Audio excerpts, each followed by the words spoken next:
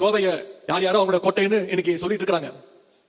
கோவை மட்டும் இல்ல, ஒட்டுமொத்த மேற்கு மண்டலமும் திராவிட முன்னேற்ற கழகத்துடைய கோட்டைன்னு நாம அவங்களுக்கு நிரூபிச்சு காட்ட வேண்டிய நேரம்.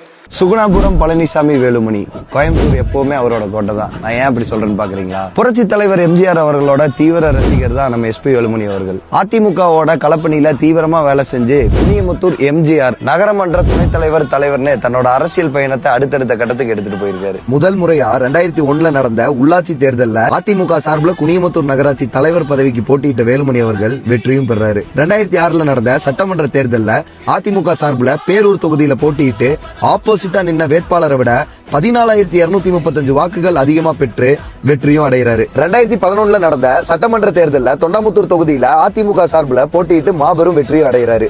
இது இல்லாம நகராட்சி நிர்வாகத்துறை, ஊரக வளர்ச்சித்துறை, சட்டத்துறை அமைச்சராகவும் பதவியில் இருந்திருக்காரு.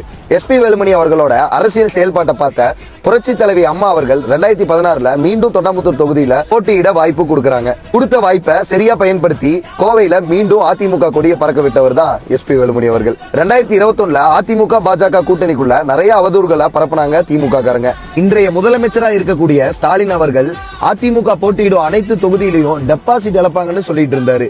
நான் இருக்கப்போ அதெல்லாம் எப்படி நடக்கும்னு தைரியமா போட்டியிட்டு 21 தொகுதியில 17 தொகுதியில வெற்றி பெற்று திமுகவை ஓட விட்டு கெத்த அதிமுக கொடிய பறக்க விட்டவர் தான் எஸ்பி வேலுமணி அவர்கள். இதனால இப்ப நான் என்ன சொல்ல வரேன்னா, நீங்க என்னதான் தலைகீழா நின்னாலும் கோயம்புத்தூர் எப்பவுமே எஸ்பி வேலுமணி அவரோட கோட்டை தான்.